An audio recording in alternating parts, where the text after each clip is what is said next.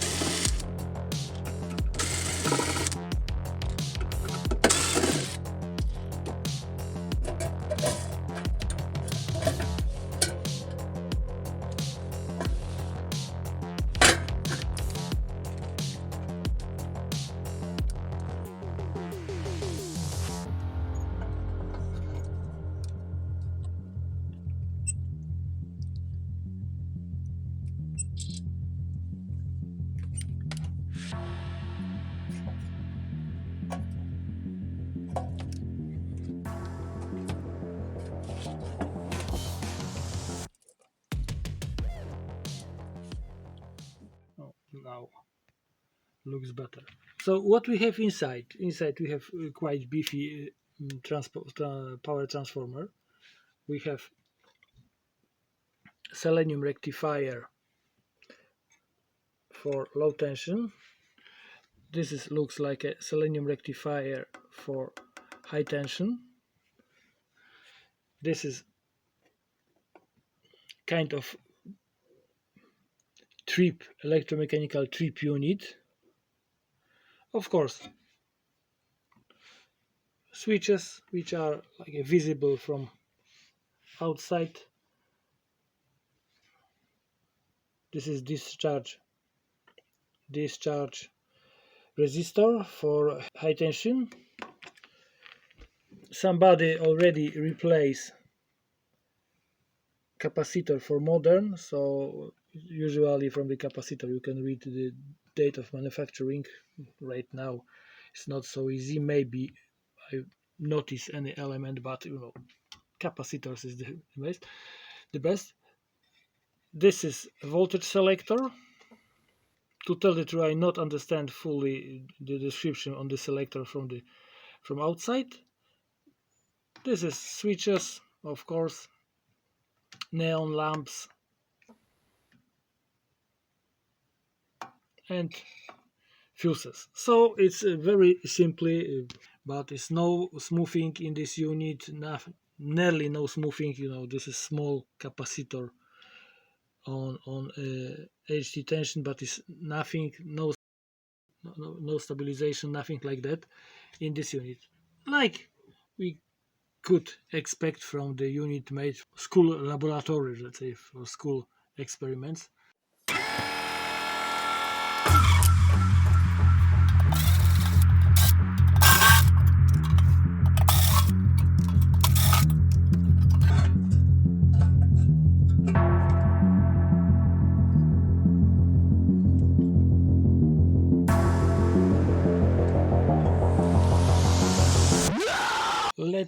Let's check basic things.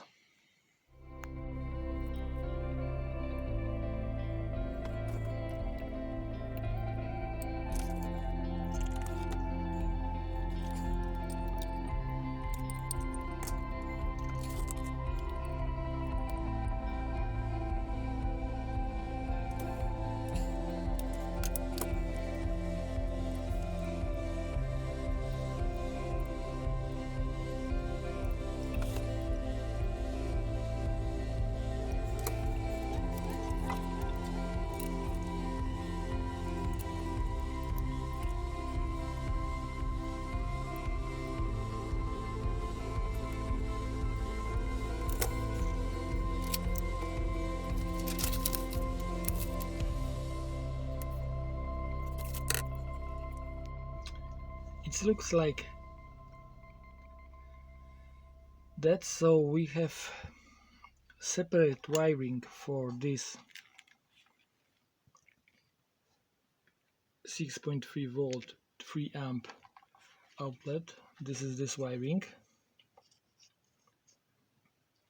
Definitely this is separate wiring, of course. For HT is hard to assess the thickness because it's double isolated, so I don't know what's the thickness of this wire, I cannot measure it. And we have one main wiring for this multi-tappet. It's made from quite substantial wire. Here, yeah, you can see it or not. Yeah, it's quite substantial. It's a bifilar. It means like it's a double wire in one winding. Just to know, this is quite thick wire, so it's easier to do it from two. Okay, I make some quick math, and it looks so the core of the transformer can be used up to the iron up to even 260 bit more. I can, this is, you know, assumption, the bit assumption is sometimes it's hard to measure some distances, but let's say 250 watts is okay. So it's quite good, quite big. And this wire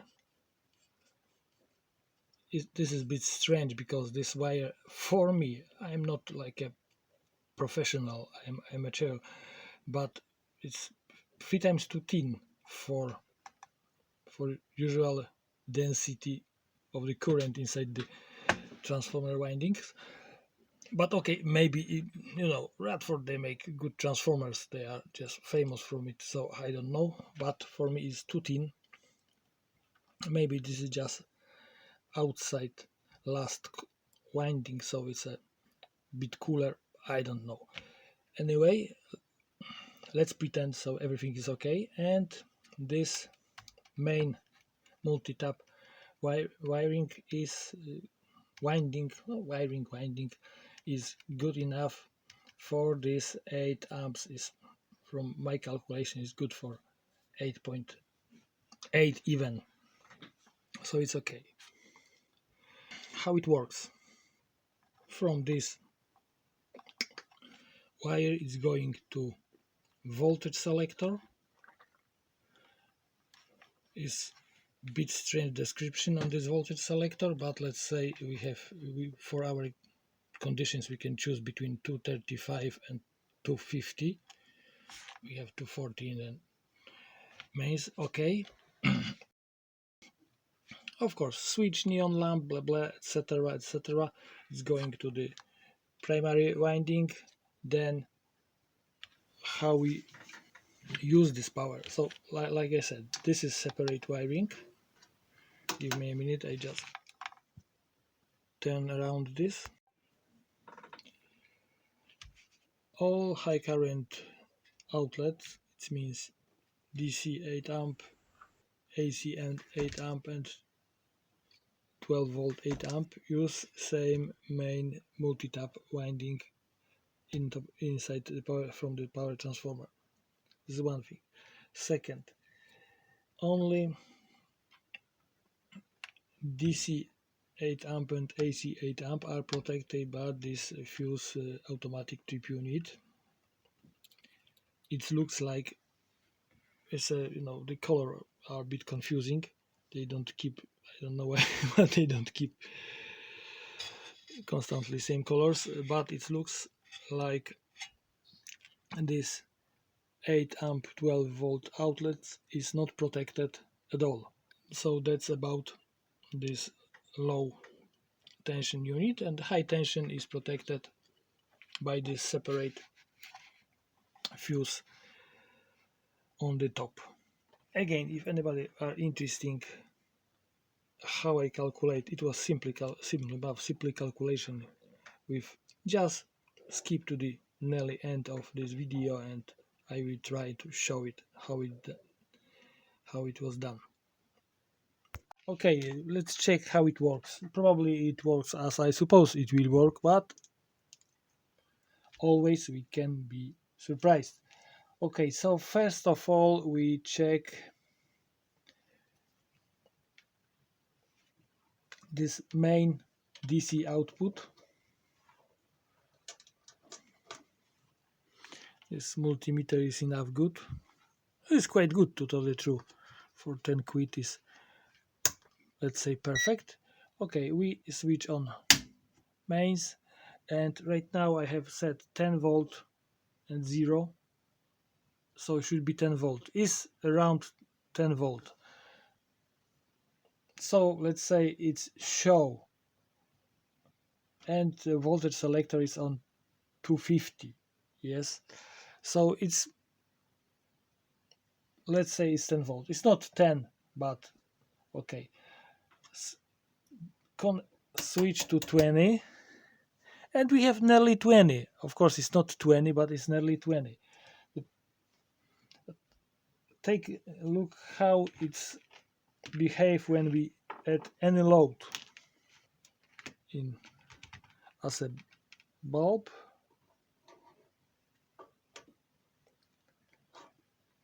And you see the voltage drop down. 12, perfect, 12. Show 12. Again we connect this, and we have 1.5 volt less.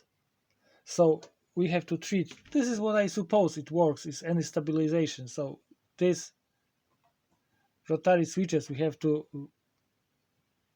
treat as indicators what we want, but you always under the load you get less.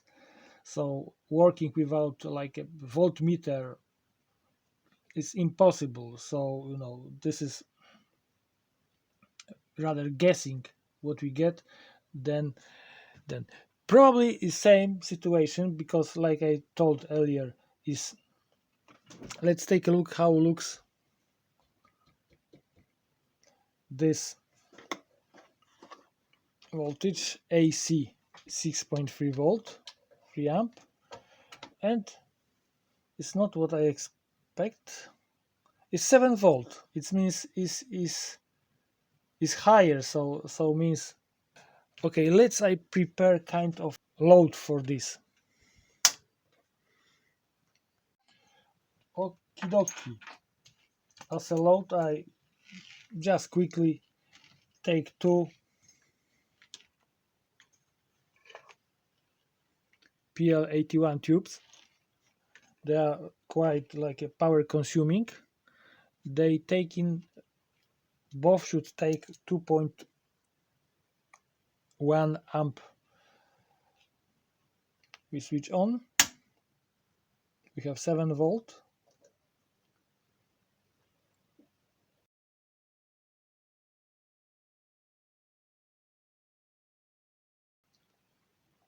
And we have still more than 6.3. We say, have 6.7, total is 6.8 even. So means we can guessing, so this 6.3 we will get when we place the load around 3 amps. It's strange because it's just opposite to this small one. And to tell the truth, I'm a bit afraid about this winding of this transformer. It will be interesting how hot will become the transformer after some time, but it's require operation on the open, because I have to measure transformer. Okay, what left to us is left check how looks the output of 300 volt. Okay, so we have to change the meter, because this meter is limited up to 300 volt. Okay, switch off. Take our testing rig.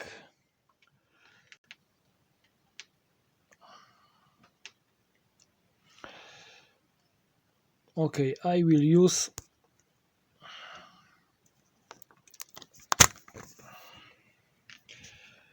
this Solartron.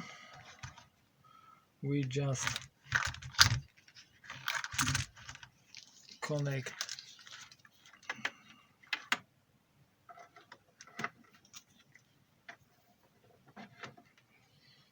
this.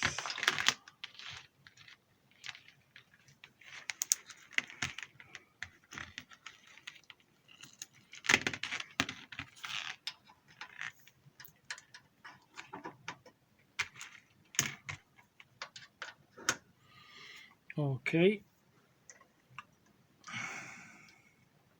we switch main switch, so and we switch the, so we have 325 volts.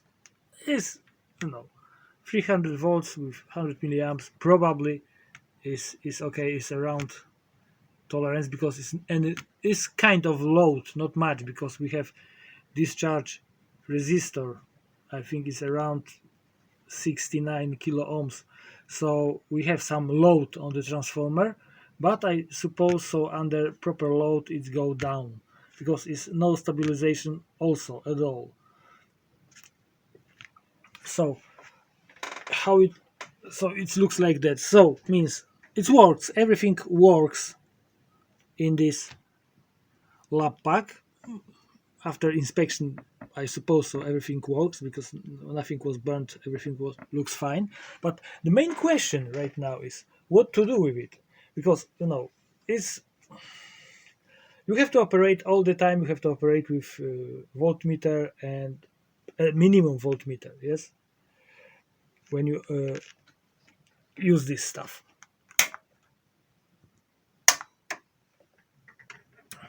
And question is, leave it as is, you know, so I can use it. I don't know for what. If you hope, well, you can use it as a just standard power supply, but this is just big, too big. It's not such a rarity, so you can treat it as a valuable item. And what,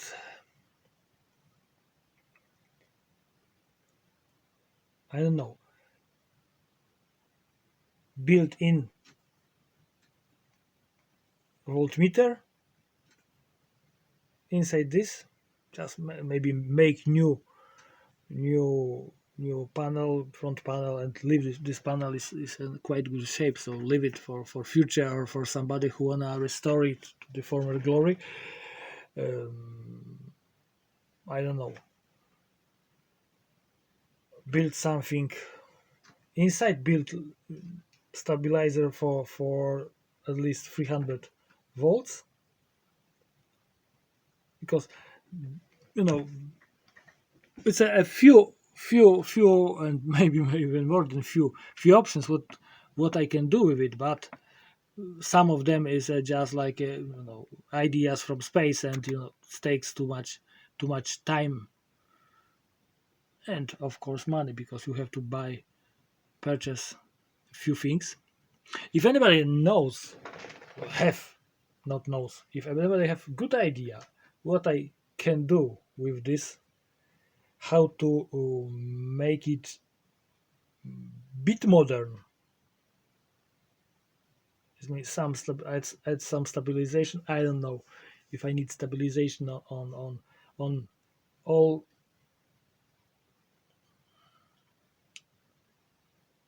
I don't know.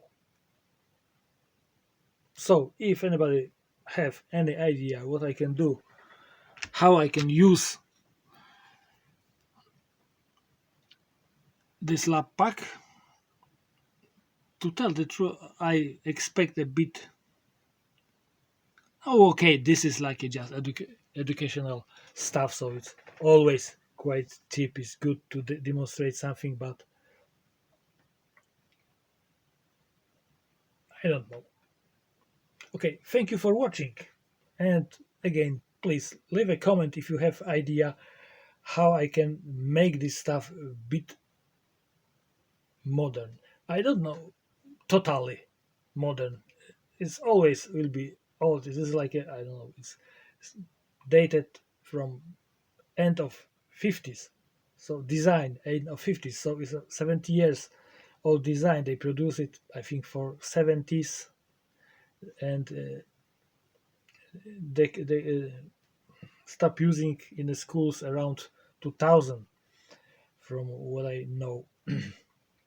So it never will be modern, but totally true. I like a bit older stuff,